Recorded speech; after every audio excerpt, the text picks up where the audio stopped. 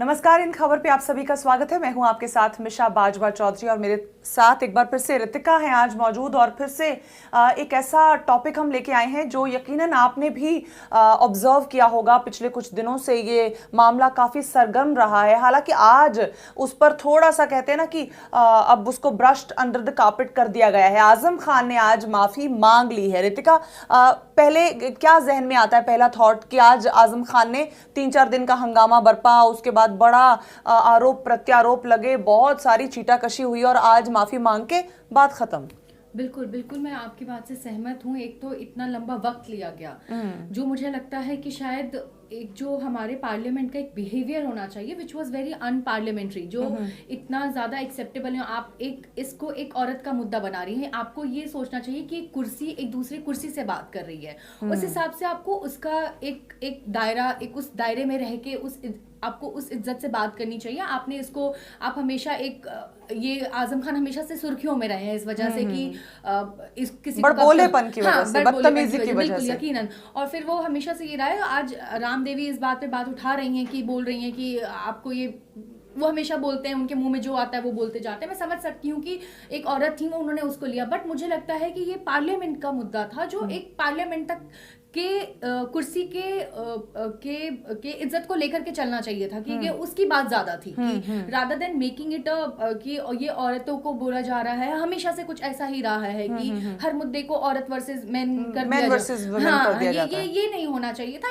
ये पार्लियामेंट और हमारे उसका बहुत ही अनपार्लियामेंट्री बिहेवियर था, जो बिल्कुल ही बेसिक एटिकेट्स भी अगर हम कहें तो वो एक्सेप्टेबल नहीं था। तो अब क्योंकि रितिका रिसर्च बैकग्राउंड से आती हैं और ये हमारे चैनल की और हमारे नेटवर्क की रिसर्च टीम का हिस्सा है और बहुत बड़ा स्ट्रेंथ है जो इनके डिपार्टमेंट से हमें मिलता है, तो रिसर्च आपकी क्या कहती है on the conduct of these parliamentarians in the parliament?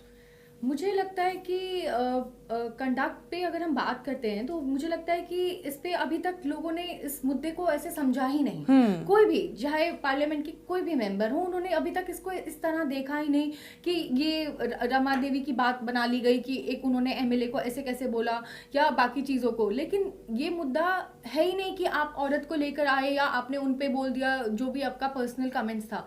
ये टोटली मुझे लगता है कि बहुत ही अनपार्लियामेंट्री बिहेवियर था, विच शुड बी हैपेंड, होना नहीं चाहिए था, बोलना नहीं चाहिए था। और अगर ऐसा है तो माफी तलाफी पहले होनी चाहिए थी। 4 दिन का वक्त आपने हम सबका जाया किया, आपने 3 दिन 4 दिन का वक्त लिया और फिर आप आज जाके माफी मांग रहे हो। फिर उन्होंने माफी बोल रही है कि आपके तो मन में जो आता आप करते रहोगे, क्या पता आप आगे भी कंटिन्यू कर दो।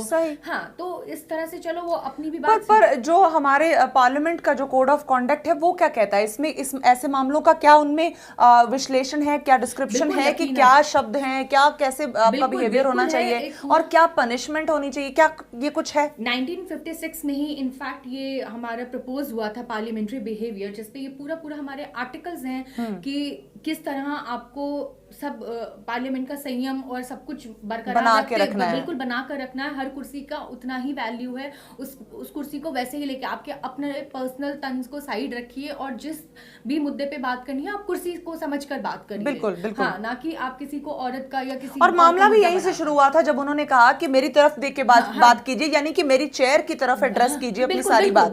और वहीं से उन्होंने कहा था कि जो भी उन्होंने, फिर आजम खान ने अपने शायराना अंदाज में कह दिया और वो थोड़ा ज्यादा ही आगे निकल जाते हैं। शायद उन्हें अपने पर्सनल लाइफ में ऐसी आदत रही होगी जिस वजह से वो उस बिहेवियर को कंटिन्यू कर रहे थे। यकीनन। और हमको लगता है कि अब हमें इस मुद्दे पे नहीं बात करना चाहिए, बिकॉज बहुत हो गया। उन्होंने माफी मांग ली है, उन्होंने भी, रमा जी ने पता नहीं माफ किया या नहीं किया है, बिल्कुल। हाँ, अभी कुछ कहना, बट हम जितने हम इस मीडिया से जितने लोग हैं, हम लोगों ने काफी टाइम वेस्ट कर दिया इसके पीछे कि अब आजम खान क्या कहेंगे और 4 दिन में उन्होंने क्या क्या कहना है क्या नहीं कहना है।